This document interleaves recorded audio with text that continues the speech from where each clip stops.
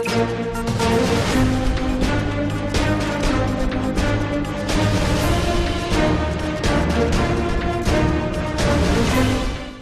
اللہ الرحمن الرحیم، میں ہوں طاہر ڈنڈسا اور آپ دیکھ رہے ہیں ایس ڈی ٹی وی۔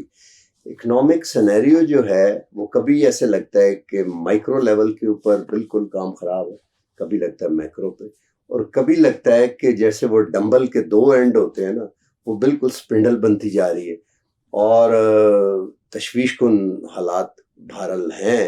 کچھ لوگوں کا خیال ہے کہ ہسٹورک برڈن تھا، ہم اپنے مین سے زیادہ خرچ کرتے رہے اور وہ برڈن ہے۔ کچھ لوگوں کا خیال ہے کہ سی پیک کو نہیں چلنے دیا گیا یا نہیں چلا تو دکان پہ امینٹیز، بجلی، سب کچھ، سڑکیں بن گئی ہیں اور وہ قرضہ جو ہے وہ دینا ہے۔ دکان کے اندر سودا ڈال کے کاروبار شروع نہیں کیا جا سکا، کون رسپانسبل تھا اس کا؟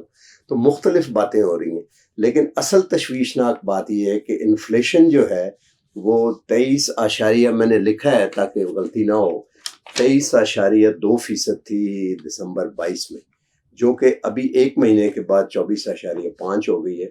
اور سب سے تشویشناک بات یہ ہے کہ جو فوڈ انفلیشن ہے وہ 35.5 یعنی 35.5% ہے، جس میں پیاز 405%، یہ تو خیر سیزنل ہے، چائے 63%، گندم 57%، انڈے 54%، اور ہول گرام جسے چنا کہتے ہیں 53.2%، اور چاول 46%، اور اس کے اوپر ٹرانسپورٹ جو ہے وہ 41% انکریز ہوئی ہے صرف ایک مہینے میں۔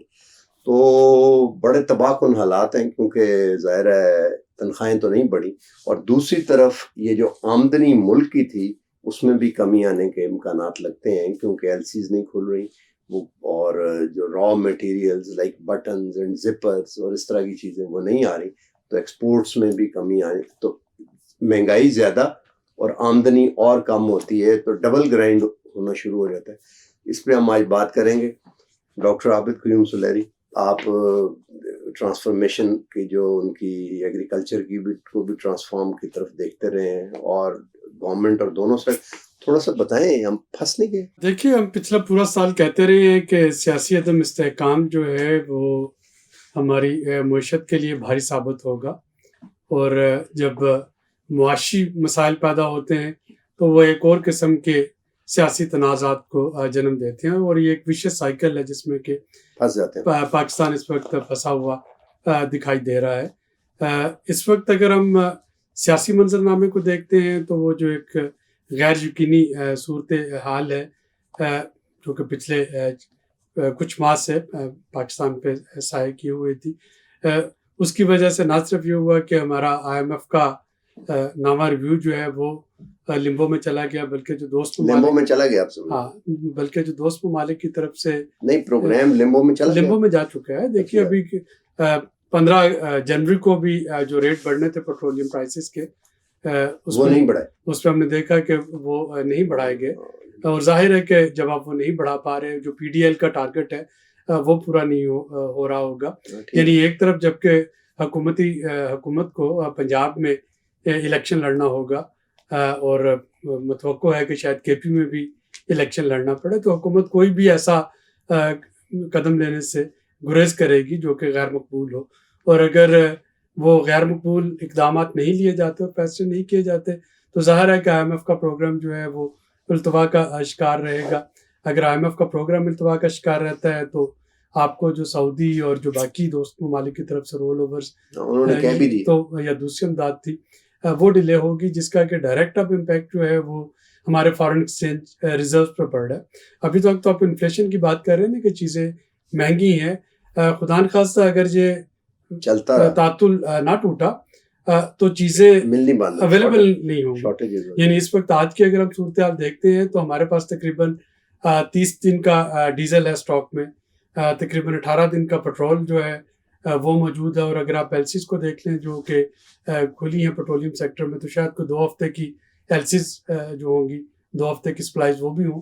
تو اگر یہ ڈالرز امپروو نہیں ہوتے، ایلسیز جو ہیں وہ کھلنا شروع نہیں ہوتی، تو جو آپ کو ایک پہلا جو ہے وہ خدا نخواستہ ڈیٹیریشن کا جو شاک ملے گا، انڈیکیٹر نظر آئے گا، وہ پیٹرول پمپس پہ لمبی قطاریں ہوں گی جہاں پہ کہ पेट्रोल डीजल राशन हो रहा होगा और उसके बाद शायद वो मिलना जो है वो बंद हो रहा होगा। तो ये तो हम और अगर ऐसी सूरत हाल में जाते हैं, ये तो हम श्रीलंका में पहुंच गए हैं। डिफॉल्ट हम डिक्लेयर करें ना करें, देखिए मसला इस वक्त ये है ना कि आपके पास यानी डिफॉल्ट है कि मैंने आपके पैसे देने और मैं नहीं दे रहा, वो आपने दोस्त ममालिक के साथ अंडरस्टैंडिंग कर ली, आज कमर्शियल लोन जो हैं उसके लिए आप कह रहे हैं कि 2024 में होंगे, तो वो अपनी जगह बात दुरुस्त है। लेकिन अगर आपके पास डॉलर्स नहीं है, सिर्फ रुपए हैं, तो आपकी तमाम इंपोर्ट्स जो हैं वो मुतासर हो रही हैं।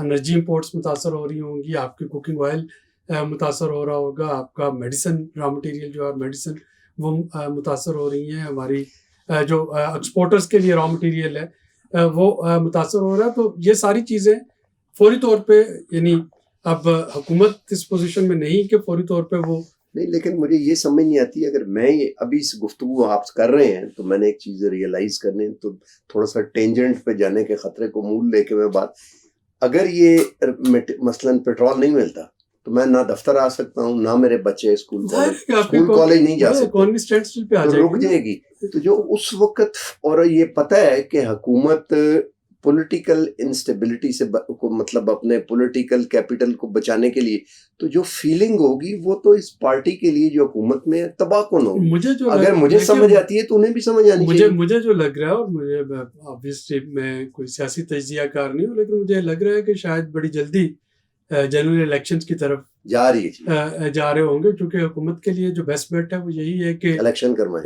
ये इस वक्त इस डिफॉल्ट और इस सिचुएशन को अवॉइड करते हुए फौरी तौर पे इलेक्शन अनाउंस कर दे, ताकि उसके बाद जो भी होना है, यानी उससे ये नहीं होगा कि इकॉनमी दुरुस्त हो जाएगी, लेकिन कम से कम ये होगा कि इकॉनमी खराब होने का मलबा जो है वो केयर टेकर्स पे आ पड़ेगा, या गैर मकबूल फैसले जो हैं वो करना केयर टेकर्स के लिए नहीं। लेकिन केयर टेकर्स की तो कोर्ट का डिसीजन है कि वो अनलेस, देखिए कोर्ट का डिसीजन केयर टेकर्स के लिए है कि वो नया प्रोग्राम नहीं ले सकते हैं। केयर टेकर्स पिछले प्रोग्राम्स को ऑनर तो कर सकते हैं ना, तो प्राइसेस तो बढ़ा सकते हैं, प्राइसेस तो लेकिन एलसीज तो नहीं खोल सकते ना वो भी।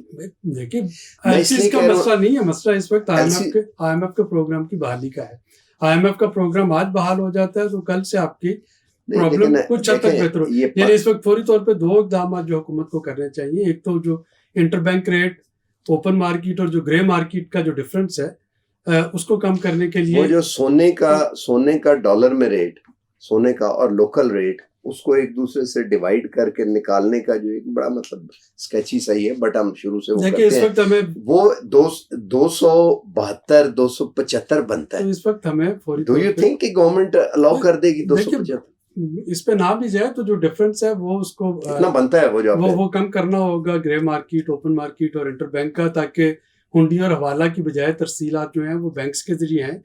अगर वो तरसीलात बैंक्स के जरिए आना शुरू हो जाएंगी तो डॉलर का कुछ प्रॉब्लम जो है वो बेहतर हो जाएगा। और सेकंड ये है कि आईएमएफ प्रोग्राम के पास जो भी हुकूमत है, मौजूदा हुकूमत जाती है, कोई और सेटअप बनता है, लेकिन आईएमएफ के प्रोग्राम को बहाली जो है और ये डॉलर की कीमत जो है इसको बात ये है कि ये तो बात ही खत्म होगी ना, कि अगर आप कह रहे हैं कि इलेक्शन की तरफ जाना पड़ेगा तो हमें पहले तजर्बा है एक ऐसा एनालिस्ट जो फूंक के कदम रखता है और बड़ा सोच समझ के बात करता है, अगर वो भी ये कह रहा है कि इलेक्शन की तरफ, तो फिर तो कहीं मैं यहाँ पे ये भी दोहराना चाह रहा हूँ कि मेरे ख्याल में इलेक्शन इस वक्त मसाइल का हल नहीं देंगे, लेकिन हुकूमत के लिए और लेकिन वे फॉरवर्ड है, पाथवे यही है। हुकूमत के लिए और कोई चारा नहीं है। हुकूमत या अपनी पॉपुलैरिटी लूज करे, गैर मकबूल फैसले करे, आईएमएफ का प्रोग्राम बहाल करे, पॉपुलैरिटी लूज कर दे, या हुकूमत पॉपुलैरिटी लूज नहीं करती, आईएमएफ का प्रोग्राम बहाल नहीं होता, तो डॉलर का जो कहत है उसकी वजह से अगेन हुकूमत अनपॉपुलर हो रही होगी। तो दोनों सूरतों में आगे कुआं पीछे खाई। तो जो मुझे नजर आता है वो यही है कि शायद हुकूमत जो चाह रही है कि जो डॉलर रिजर्व्स हैं इनके दौरान में अगले इलेक्शंस का कुछ सिलसिला जो है उस पर बातचीत की जाए, ताकि वो जो भी आगे होना है वो केयर टेकर सेटअप जो है वो कर रहा हो, केयर टेकर सेटअप कर रहा हो। इस बात को हम अगर छोड़ दें, टेंजेंट के ऊपर मैंने कहा था बाद में भी हम इस पर थोड़ा सा बात करेंगे। सीपेक जो था वो अब ये खैर इससे रेलेवेंट नहीं, लेकिन मैं इसलिए कह रहा हूँ कि ये लगता है कि आज से नहीं पहले से बिल्ट हो रहा था। आप एक कारोबार प्लान करते हैं और उस कारोबार के बारे में एक आ जाता है कि जनाब हम कोई चीज़ बेचेंगे, कोई चीज़ फरोख्त करेंगे, घड़ियों की दुकान बनाते हैं, اور اس کے لیے آپ دکان لے لیتے ہیں, دکان رینوویٹ کر لیتے ہیں, شیلف بنا لیتے ہیں, آگے کی سڑک پیو کر لیتے ہیں, بجلی کا, گیس کا اور انٹرنیٹ کا کنیکشن آپ لگا دیتے ہیں, اور یہ سارے پیسے آپ قرضہ لے کے کرتے ہیں, اور آپ کا اس پہ 1 کروڑ روپے لگ گئے. اب مال اس کے اندر ڈال نہیں رہا تو آپ بروک ہو جائیں گے, بجلی کے بل بھی آپ کو آتے رہیں گے. سی پیک ایگزیکٹلی ایک کاروبار تھا کہ چائنا سے ریلوکیٹ کی جائے انڈسٹری. اگر سی پیک کی ہم بات کرتے ہیں نا تو 30% لون ان کے نا, لیکن دیکھو نا جو اس پہ خرچ ہوئے, انہوں نے سڑکیں بنا دی, انٹرنیٹ کراچی تک جو وہ فائبر ہے, کراچی کہہ رہا ہوں, یہ پنڈی تک فائبر ایپٹ کیبل, اس کے ساتھ الگ انڈسٹری لگنی تھی, اس کے لیے پورٹ پہ کچھ کام ہو گیا. مطلب یہ جو مین فرسٹ ہے وہ انویسٹمنٹ تھی چائنیز, اور یہ جو ہمیں آ رہا ہے کیپیسٹی چارجز آ رہے ہیں 400 ارب روپے کا بغیر بجلی پروڈیوس کے پیسے, جو ہم باتیں سنتے ہیں وہ یہ تھا کہ 6% گروتھ ہوگی اور الیکٹریسٹی کنزیوم ہوگی. صرف کک بیکس کا تھا کہ کوئی کھا گیا وہ کہتے خیر نیگلیجیبل ہوگا. اب وہ گروتھ ہوئی نہیں ہے اور وہ چل نہیں رہے بالکل. تو دکان میں مال کوئی تو رسپانسیبل ہے اس کا جس نے second phase of CPEC. میرا خیال ہے کہ اس کو اتنا سمپلسٹک ہم نہیں کہہ سکتے ہیں. ظاہر ہے کہ کووڈ کے آپ کے جو 2-2.5 سال ہیں وہ بھی وہ ہیں, وہ بھی لیکن اس کے بعد تو وہ بھی اسی میں گئے ہیں. اور اس کے بعد کی جو ایک سیاسی کشمکش اور عدم استحکام چل رہا ہے اس کو بھی ہمیں ذہن میں رکھنا ہے. اور جو ایک سیکورٹی سچویشن اس وقت کریٹ ہوئی پڑی ہے, law and order situation, especially جو تحریک طالبان پاکستان کا ایک ٹی ٹی پی اس وقت ریسرجنس ہے. وہ ہم ڈیم اٹیک, چائنیز ورکرز پہ اٹیک سے لے کے کراچی والے اٹیک, اور باقی چیزیں, تو ساری چیزیں اس میں شامل ہیں. یعنی اس میں پیورلی شاید اتنا سمپل نہیں کہ ہم کہ کسی ایک فرد واحد کو یا کسی ایک پالیسی کو اس میں مورد الزام ٹھہرا سکیں. یقیناً it's a combination of factors. اور وہ جو ایک انگریزی کا محاورہ ہے کہ it doesn't rain it pours. تو بدقسمتی سے برا وقت آتا تو پھر ساری چیزیں بری جو ہیں وہ ایک دم سے اکٹھی انفولڈ اکٹھی ہونا شروع ہو جاتی ہیں. لیکن اس وقت ہمیں فوراً یہ دیکھنا ہوگا. اچھا یہ بتائیں, ایک آخری سوال چھوٹا, ایک آدھ لائن میں, لمبا ہو رہا ہے پروگرام بھی. مجھے پتا ہے کہ آپ نجومی نہیں ہیں, آپ فیکٹس کو فگر ان کر کے انالیسز کر سکتے ہیں اور اس کو سنتھیسائز آپ کیسے کریں گے اگلا 1 سال؟ آپ یہ جو 23 کا ہے یہ کیا دیکھ رہے ہیں آپ؟ جو بھی حکومت آئے گی, جو بھی حکومت الیکشن میں آئے گی, اس کو فوری طور پہ اگلا IMF کا پروگرام, جو کہ اس پروگرام سے کہیں زیادہ مشکل ہوگا, لینا پڑے گا, وہ پریپیئر کرنا ہوگا اور وہ لینا ہوگا. اس کے بغیر اگلا سال نہیں, اگلے 2-3 سال کوئی چارہ نہیں ہے. تو وہ جو پروگرام ہوگا وہ پھر ایک دفعہ صرف فزیکل سائیڈ ہوگی یا اسٹرکچرل ریفارم بھی ڈیپینڈ کرتا ہے حکومت کی کہ IMF اور حکومت کے درمیان کیا نیگوشیٹ ہوتا ہے. لیکن یہ بات طے ہے کہ آپ کو 23واں پروگرام جو ہے لینا پڑے گا, وہ لینا پڑے گا. اسٹرکچرل ریفارم بھی کرنی پڑے گی, سارا کچھ کرنا پڑے گا, اور IMF کی مرضی سے کرنا پڑے گا. چلیں ٹھیک ہے, آپ نے سن لیا. اب بات کوئی اب زیادہ کہنے والی ظاہر ہے نجومی میں بھی نہیں, اور اسی چیز کو میں لے کے آخر میں سنتھیسائز بھی تھوڑا کر. مشکل حالات ہیں اور کولیکٹیو بارگین ہے اب پوری نیشن کی آگے جانے کے لیے. Let's hope for the best, دیکھتے ہیں کیا ہوتا ہے. اللہ حافظ.